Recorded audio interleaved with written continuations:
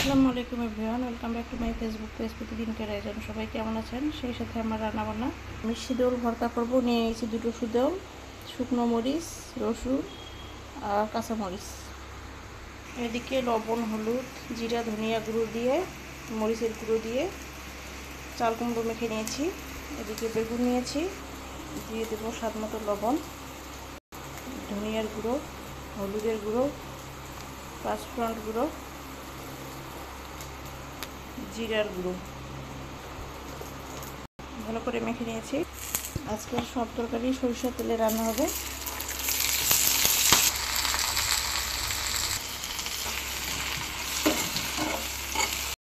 শীতলটা একটু ম্যাশ করে নেব চামচের সাহায্যে, খুন্তির সাহায্যে আর কি। এদিকে ডাল, পেঁয়াজ, মরিচ, রসুন দিয়ে সেদ্ধ করে নিয়েছি। পানি অ্যাড করব পরিমাণ মতো।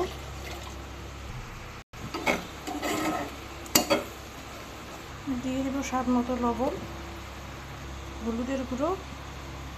এখানে আমি গরম মশলা গুঁড়ো দেবো। এখানে সব ধরনের মশলাই মিক্সড করা আছে।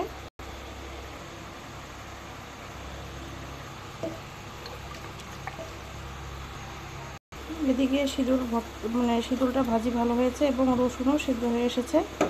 এই পর্যায়ে উঠিয়ে নেব।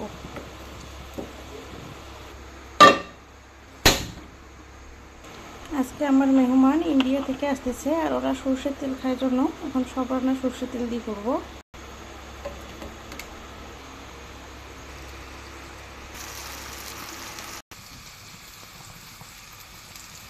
ডালটা বাগার দিয়ে নেব, ফোড়নও বলতে পারেন।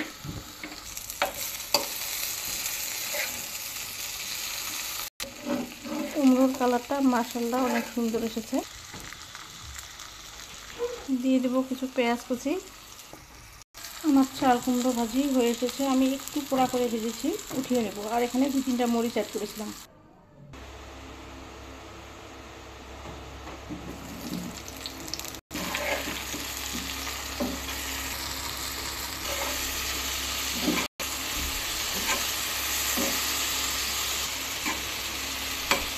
রসুন কুচি, মরিচ কুচি,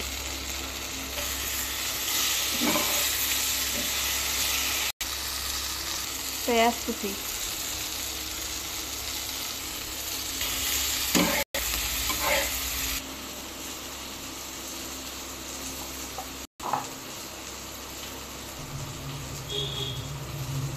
এই ভর্তাটাতে খাবার আগে আগে আমি পেঁয়াজ অ্যাড করব, এটা দেখাতে পারলাম না। গরমের দিন যেহেতু আগে করলে গন্ধ উঠবে পেঁয়াজের। আমার কাছে এই সাধারণ খাবারগুলো মাছ মাংস থেকে অসাধারণ লাগে। বেগুন ভাজিটা হয়ে এসেছে, উঠিয়ে নেব। এবার ডালে ফোড়ন দেব। দিয়ে দিব থেতো করে রাখা রসুন, ফোড়ন 1 চা চামচ, পেঁয়াজ কুচি,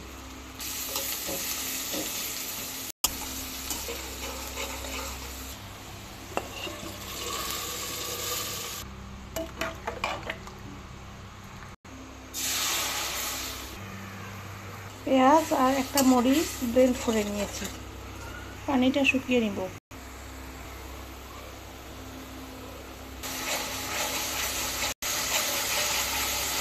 পেঁয়াজটা অবশ্যই ভালো করে ভেজে নিতে হবে। স্বাদ মতো লবণ, মরিচের গুঁড়ো, হলুদের গুঁড়ো, পাঁচফোড়ন গুঁড়ো 1 চা চামচ, জিরা, ধনিয়া, গরম মশলা গুঁড়ো। এই পর্যায়ে অ্যাড করব পরিমাণ মতো পানি। আদা রসুনের পেস্ট 1/2 চা চামচ। এই পর্যায়ে অ্যাড করব চিংড়ি মাছ।